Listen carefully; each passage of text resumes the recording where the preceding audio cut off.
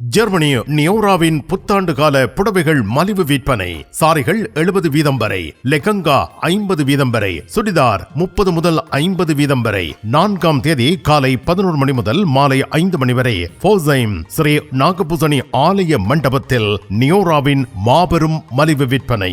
ஜெர்மனியில் எங்கும் எப்பொழுதும் Neora Bollywood textiles and jewellery.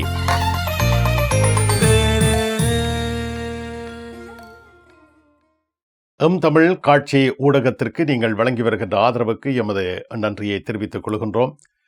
இதுவரையில் சப்ஸ்கிரைப் செய்யாது இருக்கின்ற உறவுகள் தயவு செய்து சப்ஸ்கிரைப் செய்து உங்கள் ஆதரவை தமிழ் காட்சி ஊடகத்திற்கு வழங்கிக் கொள்ளுமாறு மிக்க அன்போடு வேண்டிக் கொள்கின்றோம்.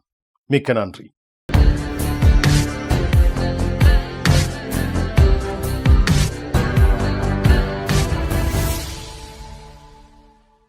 ஜெர்மனி செய்திகள். ஜெர்மனி நாட்டில் இருந்து வேலும் மயிலும் ராமகிருஷ்ணன் அவர்கள். வணக்கம். ஜெர்மனியில் 32 லட்சம் வெளிநாட்டவர்கள் பணியாற்றுவதாக புள்ளி விவரம் வெளியாகியுள்ளது. ஜெர்மனியில் பயிற்றப்பட்ட தொழிலாளர்களுக்கு பாரிய அளவு தட்டுப்பாடு நிலவி வருகின்ற நிலையில் தற்பொழுது ஒரு புள்ளி விவரம் வந்திருக்கின்றது. அதாவது ஜெர்மனியில் 3.2 மில்லியன், அதாவது 32 லட்சம் வெளிநாட்டு பின்னணியாக கொண்ட பணியாளர்கள் சேவையாற்றி வருவதாக தெரிவிக்கப்பட்டுள்ளது. இந்த 32 லட்சம் பணியாளர்களுடைய தொழிற்பாட்டின் காரணமாக ஜெர்மன் நாட்டின் உள்நாட்டு உற்பத்தியில் 706 பில்லியன் யூரோக்கள் இவர்களுடைய செயற்பாட்டின் மூலம் அரசாங்கத்துக்கு வருமானம் வந்துள்ளதாக தெரிவிக்கப்பட்டுள்ளது. 2015ஆம் ஆண்டுடன் 2025ஆம் ஆண்டை ஒப்பிடும் பொழுது இந்த தொழிலாளர்களுடைய உயர்ச்சியானது 10% உள்ளதாகவும் தெரிவிக்கப்பட்டிருக்கின்றது. அதாவது ஜெர்மன் நாட்டில் தற்பொழுது பாரிய அளவு பயிற்றப்பட்ட தொழிலாளருக்கு பற்றாக்குறை நிலவுகின்ற நிலையில் நாட்டின் மொத்த உள்நாட்டு உற்பத்தியில் பாரிய வீழ்ச்சி ஏற்பட்டுள்ளதாக தெரிவிக்கப்பட்டுள்ளது. அதாவது 5 லட்சத்துக்கும் மேற்பட்ட தொழிலாளர்களுடைய பற்றாக்குறை உள்ள நிலையில் மொத்த உள்நாட்டு உற்பத்தி 46 பில்லியன் யூரோக்கள் வீழ்ச்சி கண்டுள்ளதாகவும் தெரிவிக்கப்பட்டுள்ளது. 2035ஆம் ஆண்டு அளவில் ஜெர்மன் நாட்டிற்கு பல லட்சம் தொழிலாளர்கள் தேவைப்படுவதாகவும் தெரிவிக்கப்பட்டுள்ளது. இதன் காரணத்தினால் இந்த தொழிலாளர்களுடைய பற்றாக்குறை தொடர்ந்து நிலவினால் ஜெர்மன் நாட்டின் உள்நாட்டு உற்பத்தியில் பாரிய வீழ்ச்சி ஏற்படும் என்றும் சுட்டிக்காட்டப்பட்டுள்ளது. ஜெர்மனி நாட்டின் பெர்லின் நகரத்தில் 45,000 வீடுகளுக்கு மின்சார இழப்பு ஏற்பட்டுள்ளது. பெர்லின் நகரத்தில் நடைபெற்ற மின்சார கோளாறின் காரணமாக 45,000 வீடுகளுக்கு நேற்றைய தினம் மின்சாரம் தடைப்பட்டுள்ளதாக தெரிவிக்கப்பட்டுள்ளது. அதாவது மின்சாரம் வழங்குகின்ற கம்பியொன்றில் ஏற்பட்ட எரிவின் காரணமாக இவ்வாறான ஒரு துப்பாக்கிய நிலை ஏற்பட்டதாக அங்கிருந்து வரும் செய்திகள் தெரிவிக்கின்றன. இதே வேளையில் இது ஒரு சதியா என்பது பற்றி போலீசார் விசாரணைகளை மேற்கொண்டு வருவதாகவும் தெரிவிக்கப்பட்டுள்ளது. முன்பும் பல தடவைகள் இவ்வாறு இந்த மின்சாரம் வழங்குகின்ற கம்பிகளில் தீ ஏற்பட்டதாகவும் இது சம்பந்தமாக போலீசார் முன்கூட்டிய விசாரணைகளை மேற்கொண்டதாக தெரிவிக்கப்பட்டிருக்கின்றது. அதாவது இந்த தீயானது திட்டமிட்ட அடிப்படையில் மேற்கொள்ளப்பட்டதா என்பது பற்றி போலீசார் தங்களது விசாரணைகளை தொடர்ந்து முடக்கி வருவதாக தெரிவிக்கப்பட்டிருக்கின்றது. ஜெர்மனி டாட்மண்ட் கோபுரா ஞானம் நிறுவனத்தில் அனைத்து புடவைகளும் 50% விலை கழிவு. ஜனவரி 17 முதல் 24 வரை முகூர்த்த பட்டு புடவைகள், கூரை சாரி, மாப்பிள்ளை சர்வாணி, பட்டு வேட்டி செட், திருமண செட் சாரீஸ், செட் ஷர்ட்ஸ், வேட்டி யாவும் ஓரிடத்தில் தெரிவு செய்ய 35 வருட கால வர்த்தக பணியில் மிளிர்ந்து நிற்கும் கோபுரா ஞானம், ரைனிஜ் ஸ்ட்ராசா 54, டாட்மண்ட். ஜெர்மனியில் வங்கியொன்றில் கணக்கு வைத்திருக்கின்றவர் கடன் பெற்றிருக்கும் பட்சத்தில் அந்த கடனை திருப்பி செலுத்தாத விடத்து சூஃபா நடவடிக்கையை மேற்கொள்கின்றது. சூஃபா மேற்கொண்ட நடவடிக்கை தொடர்பாக தற்பொழுது வழக்கு விசாரணை மேற்கொள்ளப்பட்டுள்ளது. ஜெர்மனியில் வங்கிகளில் வங்கி கணக்கொன்றை வைத்திருக்கின்றவர் அந்த வங்கியுடன் எவ்வாறான நடைமுறையை கையாளுகின்றார் என்பதை அவதானிக்கின்ற அமைப்பானது ஷூஃபா என்ற அமைப்பாகும். அதாவது வங்கி ஒன்றில் கடன் எடுத்தவர் இந்த கடனை உரிய நேரத்துக்கு வங்கிக்கு திருப்பி கொடுக்காது விட்டால் இந்த ஷூஃபா என்ற அமைப்பானது எதிர்மறையான பதிவொன்றை மேற்கொள்ளுகின்றது. இதே வேளையில் இந்த ஷூஃபா அமைப்பானது சில கரடுமுரடான தன்மைகளை கையாளுவதாக ஏற்கனவே பல இடங்களிலிருந்து கண்டன குரல்கள் எழுந்த வண்ணம் இருந்தனர். அதாவது ஒரு நபரானவர் வங்கி ஒன்றில் கடனை பெற்ற பிற்பாடு இவர் உரிய நேரத்துக்கு இந்த கடனை திருப்பி கொடுக்காத நிலையில் பின்னர் இவர் மொத்தமாக இந்த கடனை வங்கிக்கு திருப்பி கொடுத்ததாக தெரிய வந்திருக்கின்றது. இவ்வாறு இவர் திருப்பி கொடுத்த நிலையில் கூட ஷூஃபா என்ற அமைப்பானது இந்த நபர் பற்றிய விவரங்களை எதிர்மறையான முறையில் பதிந்து வைத்ததாக தெரிவிக்கப்பட்டிருந்தது. இந்த அடிப்படையில் இந்த நபரானவர் கொலோனில் உள்ள மாவட்ட நீதிமன்றத்தில் இந்த ஷூவா என்ற அமைப்புக்கு எதிராக வழக்கொன்றை தொடர்ந்திருந்தார். இந்த வழக்கை விசாரித்த கொலோன் மாவட்ட நீதிமன்றமானது ஷூஃபா என்ற அமைப்பானது இந்த நபர் வங்கியில் எடுத்த கடனை திருப்பி கொடுத்த பிற்பாடு உடனடியாக இவர் பற்றிய எதிர்மறையான பதிவுகளை அளிக்க வேண்டும் என்று தீர்ப்பு ஒன்றை வழங்கியிருந்தது. இந்த தீர்ப்புக்கு எதிராக ஷூஃபா என்ற அமைப்பானது ஜெர்மனியின் உச்ச நீதிமன்றத்தில் மனு ஒன்றை தாக்கல் செய்திருந்தது. இந்த மனுவை விசாரித்த இந்த உச்ச நீதிமன்றமானது 18/12/2025 அன்று ஒரு தீர்ப்பை வழங்கியிருந்தது.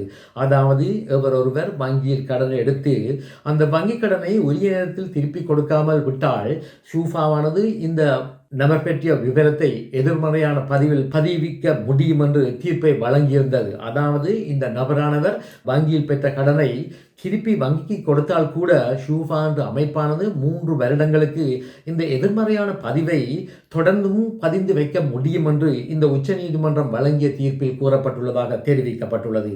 இதேவேளையில் உச்சநீதிமன்றம் மேலும் ஒரு கருத்தை தெரிவித்ததாகவும் செய்தியை வெளியிட்ட இணையதளத்தில் தெரிவிக்கப்பட்டுள்ளது. அதாவது வங்கி ஒன்றானது வாடிக்கையாளர்களுக்கு கடன் வழங்கும் பொழுது ஷூஃபாவினுடைய தரவுகளை மட்டும் அடிப்படையாக கொண்டு இந்த கடன் பெற முயற்சி செய்கின்றவருக்கு கடனை வழங்கக்கூடாது என்றும் பல தனிப்பட்ட அவருடைய நடவடிக்கைகள் பற்றியும் ஆராய்வுக்கு உட்படுத்த வேண்டும் என்று கூறியதாகவும் தெரிவிக்கப்பட்டுள்ளது. ஜெர்மனி நாட்டில் மனிதாபிமான விசாவை கொண்டிருப்பவர்கள் தமது குடும்பத்தவர்களை ஜெர்மனி நாட்டிற்கு அழைக்க முடியாத நிலை தோன்றியுள்ளது. ஜெர்மனியுடைய தற்போதைய அரசாங்கமானது ஜெர்மனியில் மனிதாபிமான அடிப்படையில் பதிவிட விசா பெற்றவர்கள் 2 வருடங்களுக்கு தங்களது குடும்ப உறுப்பினர்களை தங்களது சொந்த நாட்டிலிருந்து ஜெர்மன் நாட்டுக்கு வரவழைக்க முடியாது என்று முடிவெடுத்திருந்தது. அதாவது இந்த முடிவானது கடந்த ஜூலை மாதம் 2025 அமலுக்கு வந்த நிலையில் ஜெர்மனியில் ஹேட்ரஃபால் என்று சொல்லப்படுகின்ற இவ்வாறு மனிதாபிமான அடிப்படையில் விசா பெற்றவர்கள் தங்களது குடும்ப உறுப்பினர்களுக்கு அவர்களது நாட்டில் கடுமையான சூழ்நிலைகள் உள்ளது என்பதை நிரூபிக்கும் பட்சத்தில் இந்த திட்டத்தின் ஊடாக ஜெர்மன் நாட்டுக்கு வரக்கூடிய சூழ்நிலைகள் உண்டு. இதேவேளையில் ஜெர்மன் அரசாங்கமானது தற்பொழுது வெளியிட்டுள்ள அறிக்கையின் பிரகாரம் இந்த ஹேட்ரஃபால் என்று சொல்லப்படுகின்ற இந்த திட்டத்தின் அடிப்படையில் 2 பேருக்கு மட்டும் ஜெர்மன் நாட்டுக்கு வருவதற்கு விசா வழங்கப்பட்டதாக தெரிவிக்கப்பட்டிருக்கின்றது. இதேவேளையில் இந்த ஹேட்ரஃபால் என்று சொல்லப்படுகின்ற இந்த திட்டத்தின் அடிப்படையில் 2586 விண்ணப்பங்கள் பரிசீலனைக்கு உட்படுத்தப்பட்டதாகவும் இதேவேளையில் தற்பொழுது 90 விண்ணப்பங்கள் மட்டும் பரிசீலனையில் தொடர்ந்து இருப்பதாக தெரிய வந்திருக்கின்றது.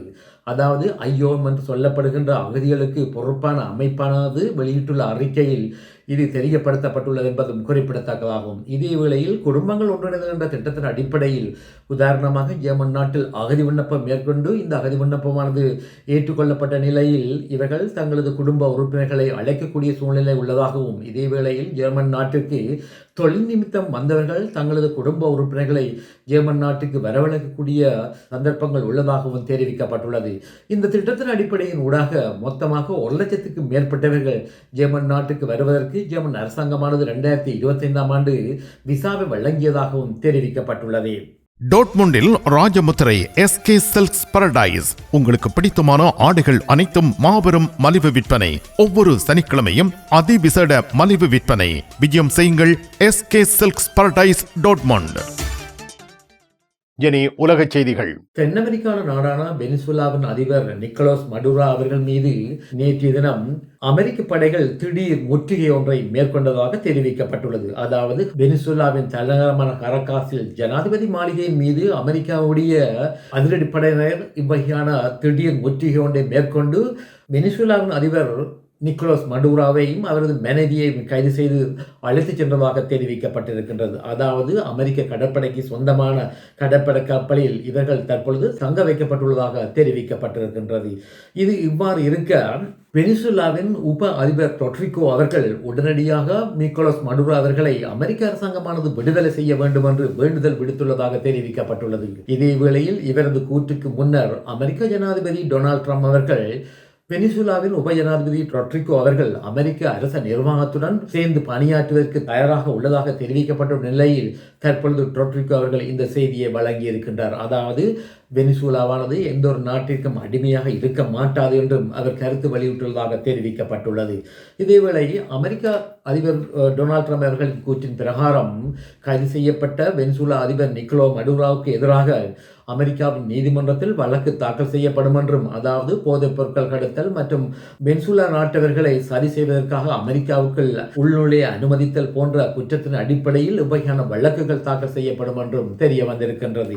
இது இவ்வாறு இருக்க நிக்கோலஸ் மடுரோ அவர்கள் சத்யசாய் பாபாவுடைய ஒரு பக்தர் என்பதும் இங்கே குறிப்பிடத்தக்கதாகும். 2005ஆம் ஆண்டு இவர் ஆந்திர பிரதேசத்தில் இருக்கின்ற புத்தபத்திக்கு சென்று சத்யசாய் பாபா அவர்களை சந்தித்ததாக தெரிவிக்கப்பட்டிருக்கின்றது. இதன் காரணத்தினால் வெனிசுலா நாட்டு சத்யசாய் பாபாவுடைய அமைப்புகள் சிறந்த முறையில் இயங்கி வருவதாகவும் தெரிவிக்கப்படுகின்றது.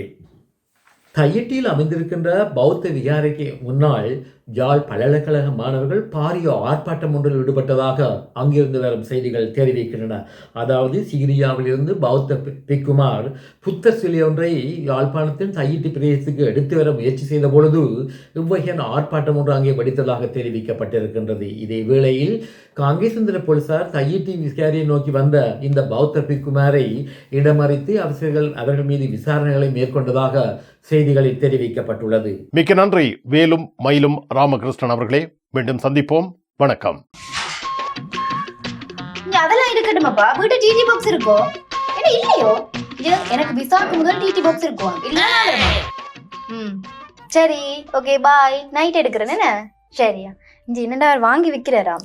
என்னப்பா உலகம் டிடி பாக்ஸ் எல்லாம் இருந்திருக்கு? இல்ல, அவர் என்னன்னு சொன்னா ஃபுட் சிட்டி வச்சுக்கிறாரு தானே, இப்ப கொஞ்சம் பிஸியா இருப்பார். அவர் வீட்டை டிவியும் பாக்குறீங்கள, அப்ப இப்ப நான் போறேன் தானே, இப்ப வாங்கி விற்பேன். மறந்துடாதீங்க, நீங்களும் வீட்டுல டிடி பாக்ஸ் வாங்கி வைங்க. தமிழ் தொலைக்காட்சிகளின் நிகழ்ச்சிகளை தங்கள் இல்லங்களுக்கு எடுத்து வருவதில் முன்னணி வகிப்பது டிடி பாக்ஸ். நீங்கள் விரும்பும் தொலைக்காட்சி நிகழ்ச்சிகளை இலகுவாக பார்த்து மகிழ டிடி பாக்ஸ்.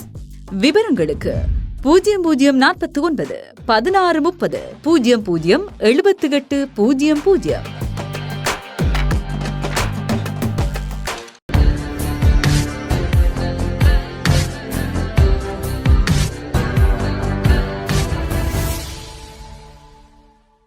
ஜெர்மனி டாட்மண்ட் கோபுரா ஞானம் நிறுவனத்தில் அனைத்து புடவைகளும் 50% விலை கழிவு. ஜனவரி 17 முதல் 24 வரை முகூர்த்த பட்டு புடவைகள், கூரை சாரி, மாப்பிள்ளை சர்வாணி, பட்டுவேட்டி செட், திருமண செட் சாரீஸ், செட் ஷர்ட்ஸ், வேட்டி யாவும் ஓரிடத்தில் தெரிவு செய்ய 35 வருட கால வர்த்தக பணியில் மிளிர்ந்து நிற்கும் கோபுரா ஞானம், ரைனிஜ் ஸ்ட்ராசா 54 டாட்மண்ட்.